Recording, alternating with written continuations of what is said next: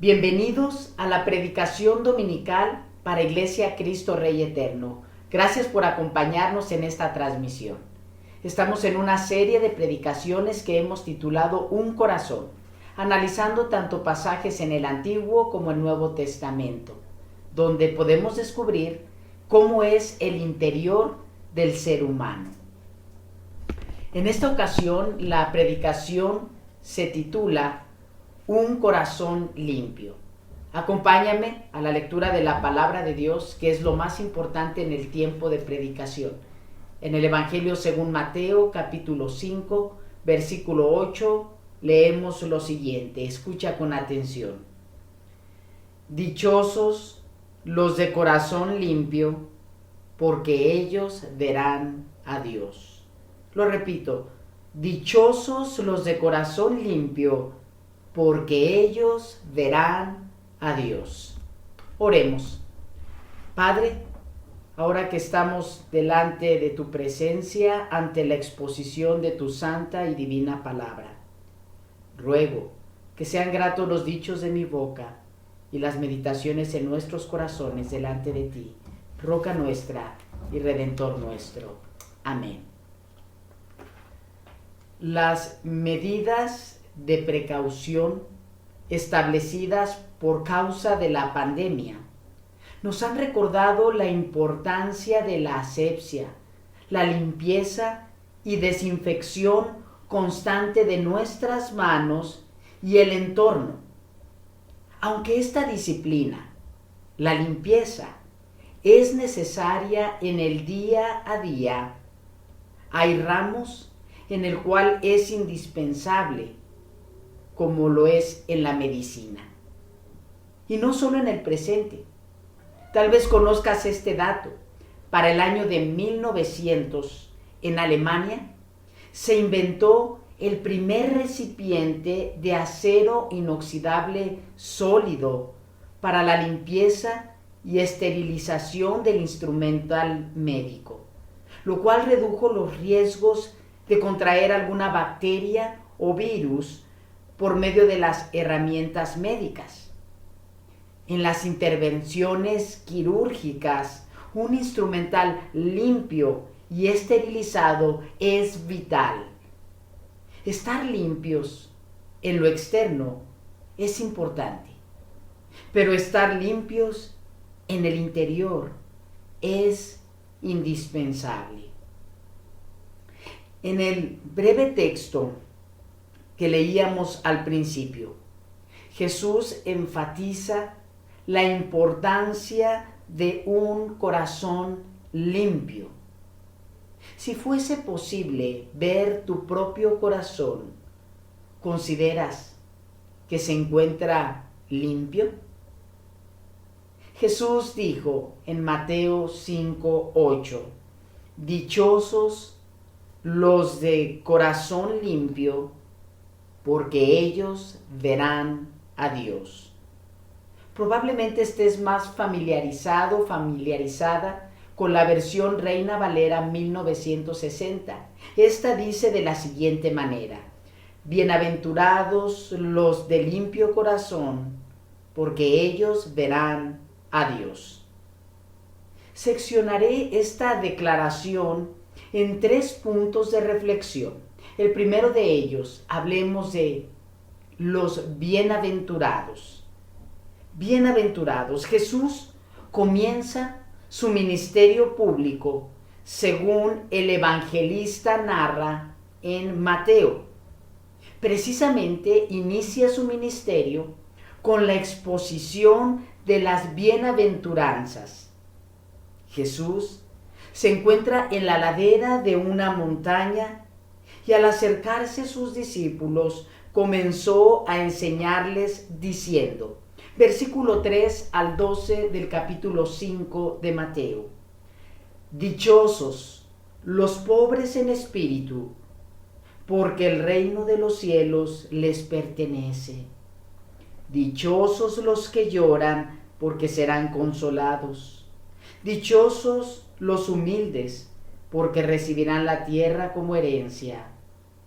Dichosos los que tienen hambre y sed de justicia, porque serán saciados. Dichosos los compasivos, porque serán tratados con compasión. Dichosos los de corazón limpio, porque ellos verán a Dios. Dichosos los que trabajan por la paz, porque serán llamados hijos de Dios. Dichosos los perseguidos por causa de la justicia, porque el reino de los cielos les pertenece. Dichosos serán ustedes cuando por mi causa la gente los insulte, los persiga y levante contra ustedes toda clase de calumnias. Alégrense y llénense de júbilo, porque les espera una gran recompensa en el cielo. Así también persiguieron a los profetas que los precedieron a ustedes. La enseñanza de Jesús en esta introducción de lo que conocemos como el sermón o el discurso del monte comienza con 9 bienaventuranzas. Algunos comentaristas y teólogos a través de la historia mencionan que probablemente se trate de 10 bienaventuranzas, pues en el versículo 12 notan que se unen 2 declaraciones aparentemente distintas. Si seguimos el esquema claro de la narración, tomando en cuenta los términos que inician con la palabra bienaventurado o dichoso, corroboramos que se tratan de 9 profundas enseñanzas con un alto contenido espiritual, los cuales son conocidos como las bienaventuranzas. El término bienaventurado literalmente significa dichoso, como lo traduce la Nueva Versión Internacional. Pero también podemos entender por este término una persona feliz, afortunado, gozoso. Un estudio a detalle de cada una de estas bienaventuranzas son de gran riqueza. Esperamos con el tiempo poder tener una serie en esta enseñanza de Jesús. Por el momento podemos darnos cuenta que Jesús enfatiza el marcado contraste que existe entre la búsqueda de la felicidad en el mundo y el verdadero gozo que se encuentra en la riqueza espiritual. Jesús menciona que el mundo busca la felicidad en la riqueza, en las comodidades, en los lujos, la holgura, la abundancia, el adquirir más. La alegría, el mundo la obtiene por medio del tener, el poder sobre otros, imponer nuestros propios deseos. Tristemente, en ocasiones en el mundo se encuentra la felicidad o la alegría por medio del abuso de una posición o de poder. Jesús enfatiza que en el reino de los cielos, en la esfera espiritual, las cosas son muy diferentes. Él, por ejemplo, dice en estas bienaventuranzas que son felices los pobres, felices son los que lloran, felices son los humildes, felices son los que padecen hambre y sed de justicia, felices son los compasivos, o los que buscan la paz, o los perseguidos, felices son los que son insultados y calumniados. Y en cada una de estas declaraciones de bienaventuranza, de dicha o de felicidad, Jesús menciona las razones espirituales de cada una de ellas. Jesús enlista una serie de cualidades en el carácter del creyente, es decir, lo que debe tener en su corazón, en su interior, el que cree para salvación. Jesús muestra que es necesario observar nuestra necesidad, nuestra pobreza espiritual, que esta situación debe provocarnos dolor, porque estamos verdaderamente necesitados de una solución. Y al provocar este dolor en nuestro interior, nos impulsa a abrazar la solución. Una solución que, por cierto, parece ilógica para el mundo. ¿Por qué ser pobre? ¿Por qué ser humilde? ¿Por qué tener hambre y sed? Esto es algo ilógico para el mundo, pero no en el mundo espiritual, no en la esfera espiritual. En la esfera espiritual encontramos solo una solución. Jesús, por lo tanto, enseña en esta introducción del Sermón del Monte que la felicidad espiritual es de mucho mayor valor que la pasajera alegría que ofrece el mundo. ¿Cómo está tu corazón hoy? ¿Acaso está más impulsado por lo que el mundo ofrece? ¿O tus ojos están puestos en esta riqueza espiritual que Jesús nos enseña? Es dentro de estas sabias declaraciones que Jesús expresa: bienaventurados, felices, dichosos o gozosos los de corazón limpio. Esta es la segunda declaración y por lo tanto la segunda sección de reflexión que tomaremos en cuenta. Los de corazón limpio, o como dice la versión Reina Valera, los de limpio corazón, según la versión que estés siguiendo. Al parecer, Jesús no estaba diciendo algo novedoso para la multitud, algo nuevo que ellos estaban escuchando, pues tanto los discípulos como los oyentes presentes conceptualizaban, como los hebreos, los judíos de ese tiempo, el término corazón como el centro del ser humano. Ese centro de donde radican los pensamientos, las decisiones, las acciones, las emociones y hasta los sentimientos. Algo muy importante que impulsa todo esto son las verdaderas intenciones que mueven al ser humano, las intenciones más secretas. Y el corazón es tan interesante que en muchas ocasiones nosotros ni cuenta nos damos de las verdaderas intenciones que hay en nuestro corazón.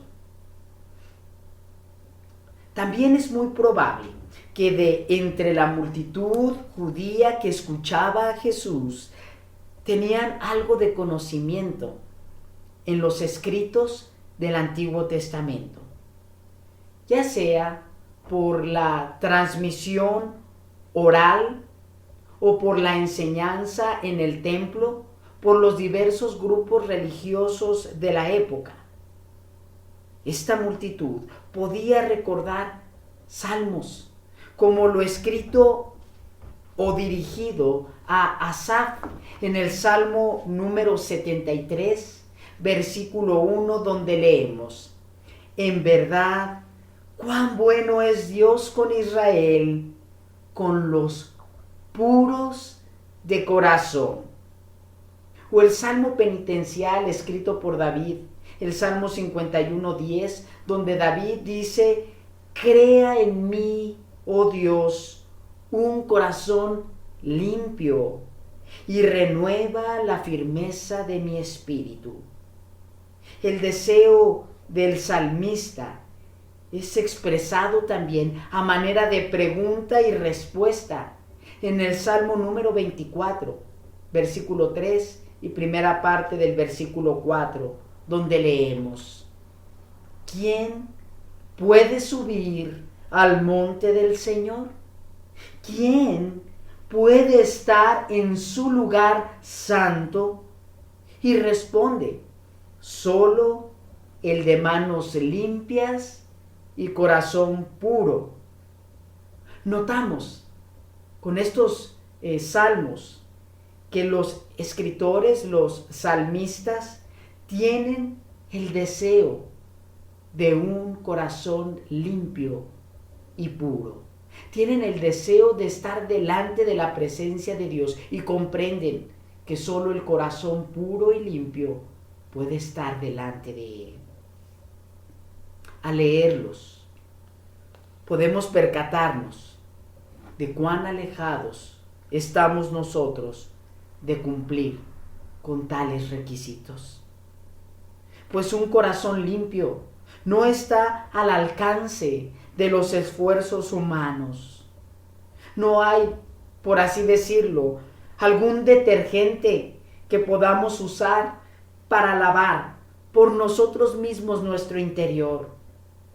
No se trata de hacer buenas obras para enmendar las malas acciones del pasado. No se trata de hacer tareas a manera de penitencia para limpiarnos a nosotros mismos. No.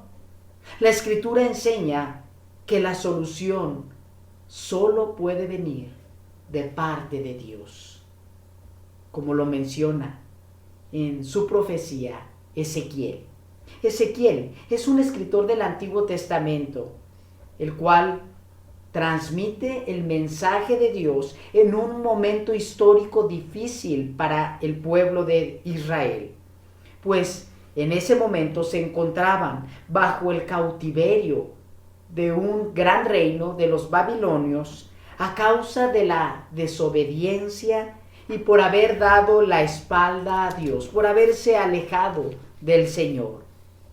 Leemos un hermoso mensaje de esperanza para el pueblo en la profecía de Ezequiel capítulo 36, versículo 22 a la primera parte del versículo 29, que dice: Por eso, adviértele al pueblo de Israel que así dice el Señor Omnipotente: voy a actuar, pero no por ustedes, sino por causa de mi santo nombre, que ustedes han profanado entre las naciones por donde han ido. Daré a conocer la grandeza de mi santo nombre, el cual ha sido profanado entre las naciones, el mismo que ustedes han profanado entre ellas. Cuando dé a conocer mi santidad entre ustedes, las naciones sabrán que yo soy el Señor. Lo afirma el Señor Omnipotente. Los sacaré de entre las naciones, los reuniré de entre todos los pueblos y los haré regresar a su propia tierra. Los rociaré con agua pura y quedarán purificados.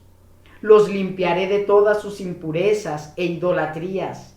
Les daré un nuevo corazón y les infundiré un espíritu nuevo.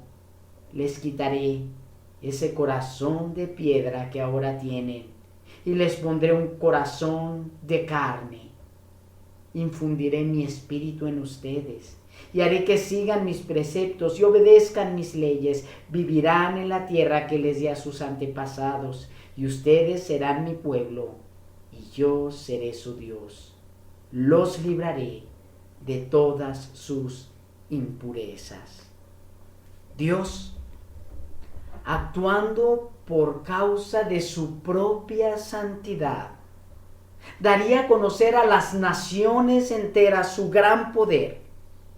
En estos versículos, en repetidas ocasiones, se expone el deseo de Dios por limpiar de la inmundicia interna de la suciedad del corazón a su pueblo y dotarles de un nuevo corazón, un corazón transformado y regenerado por Dios.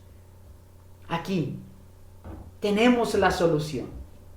Dios haría posible la limpieza del corazón, dando al corazón humano una nueva naturaleza.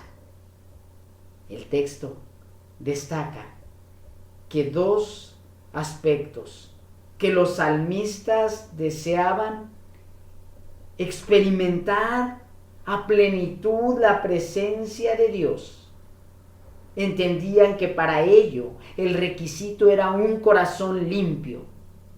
Luego, los profetas, guiados por el Espíritu Santo, subrayan que la solución viene de parte de Dios. El término limpio, utilizado por Jesús en la bienaventuranza de Mateo 5:8, donde dice: dichosos los de corazón limpio, o bienaventurados los de corazón limpio. La palabra limpio en su idioma original proyecta varias imágenes de la vida cotidiana para la audiencia a la cual se dirige Jesús en ese momento. Se trataban de labores diarias, como la acción que tenía un agricultor de lanzar el trigo u otro tipo de semillas al aire, y luego el viento separaba la cáscara y la basura de la semilla. La semilla caía de nuevo en su cesto. La labor también de un agricultor, un granjero, que una vez que recolectaba el fruto, lo llevaba a aguas corrientes a algún río, y entonces lo sumergía el fruto para que el agua limpiase de inmundicia, de tierra, a ese fruto. Tiene que ver esta imagen de limpiar con la labor de un joyero, que para separar la escoria del metal la hacía pasar por fuego constantemente. En todas estas labores que estaban en la mente de la audiencia de Jesús, cuando él mencionó el término limpio, ellos comprendieron que se requería la labor de un experto para que el producto, en este caso el corazón, estuviese limpio y presentable. Precisamente, esto es lo que Dios había prometido hacer con su pueblo: librarles, salvarles, separarles de la suciedad de un corazón corrompido y darles un nuevo corazón, un corazón limpio, pues este sería necesario para ver a Dios. Esta es la tercera reflexión que arroja el texto: ver a Dios. Los salmistas, los profetas, los discípulos, la audiencia o la multitud en ese momento que escuchaba a Jesús, y nosotros en este momento que nos acercamos a la Escritura, a la palabra de Dios, notamos la gran distancia que existe entre nosotros los mortales y el Dios eterno, entre nosotros los pecadores y corruptos y la absoluta santidad de Dios. Uno de los más grandes profetas en el Antiguo Testamento fue Moisés. Y uno de los deseos de Moisés narrado en el libro de Éxodo es que él deseaba ver físicamente a Dios. Y en una ocasión tuvo la osadía de pedirlo: quiero verte tal cual eres. El Señor le dijo que esto era imposible, porque cualquier ojo humano que le viese moriría a causa de su santidad y de su pureza. El Señor lo que hizo con Moisés es, le dijo: pasaré por un lado tuyo y cubriré con mi mano, te cubriré con mi mano en una hendidura de una peña, y solamente verás mi espalda. Eso sucedió. Dios, para proteger la vida de Moisés, de que no le viese esa santidad y esa pureza perfecta que solo le pertenece a Dios, cubrió a Moisés debido a la corrupción, al pecado que los seres humanos guardamos o tenemos en nuestro corazón debido a una naturaleza caída. Jesús dice en este texto de Mateo 5:8 que la consecuencia de la bienaventuranza, la dicha de tener un corazón limpio provoca una consecuencia. Y esa consecuencia es la posibilidad de ver a Dios. Pero, ¿cómo sería posible esto? Esto sería posible si solamente Dios lo hace posible. Y para maravilla de las naciones, Dios lo hizo posible, bajando Él mismo, tomándose un cuerpo, haciéndose hombre en la persona de Jesús. Jesús nos mostró la benevolencia de Dios y la gracia que hay solamente en Él. Tal como lo escribe el apóstol Pablo en su carta a los Colosenses, en el capítulo 1, versículo 15, hablando de Jesús, dice: Él es la imagen del Dios invisible, el primogénito de toda creación. Jesús, por tanto, es la imagen de Dios. Lo que anhelaban los profetas y los salmistas se vuelve una realidad en Cristo. Cristo es Dios y Él nos ha revelado a la divinidad. Esto lo hizo por medio de una labor sacrificial, una labor que ahora se encuentra a nuestro favor. Un versículo antes de Colosenses 1, el versículo 14, hablando del amado Hijo de Dios, dice: en quien tenemos redención, el perdón de pecados. Un corazón está sucio a causa del pecado. Y la única manera que puede ser limpio es cuando venimos arrepentidos delante de Jesús y recibimos el perdón y hacemos también nuestro su sacrificio otorgado en la cruz del Calvario. Un corazón limpio, entonces, es una obra de Dios por medio de su Hijo nuestro Señor Jesucristo. Estimado, estimada televidente, somos dichosos al depositar nuestra confianza en Jesús, pues su sacrificio limpia nuestro corazón y nos muestra a Dios. Oremos.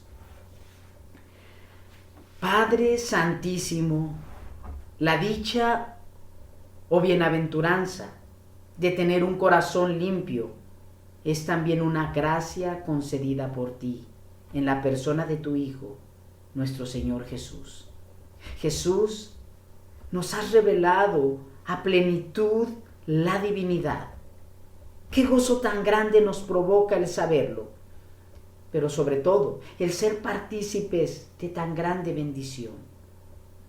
Señor, con arrepentimiento te pedimos perdón, rogando que la obra de sacrificio de Jesús sea efectiva en todos aquellos que siguen esta transmisión. Pedimos que renueves nuestro corazón y lo presentes limpio ante ti por los méritos de tu Hijo Jesús. En nombre de quien pedimos esto. Amén. Ahora, mis amados, que la gracia de nuestro Señor Jesucristo, el amor de Dios Padre y la comunión del Espíritu Santo sean con todos nosotros, con nuestras familias, con el pueblo de Dios desde ahora y para siempre. Amén.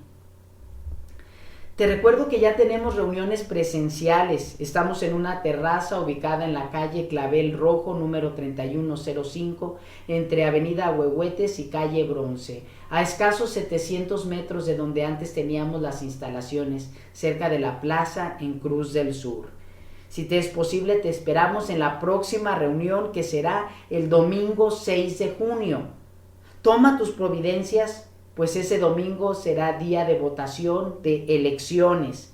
Nos reuniremos a las 10 de la mañana, continuando con la serie de predicaciones Un Corazón y escuchando la predicación Un Corazón Alegre. También seguiremos transmitiendo todos los domingos a las 10:30 de la mañana por las plataformas de YouTube y Facebook Te recuerdo también la dirección de nuestro portal donde puedes ver las predicaciones, www.icre.org.mx. Ahí encontrarás más recursos para ti y para tu familia. Compártelos con otros de tus contactos. Con el favor del Señor, esperamos verte pronto. Recibe un abrazo.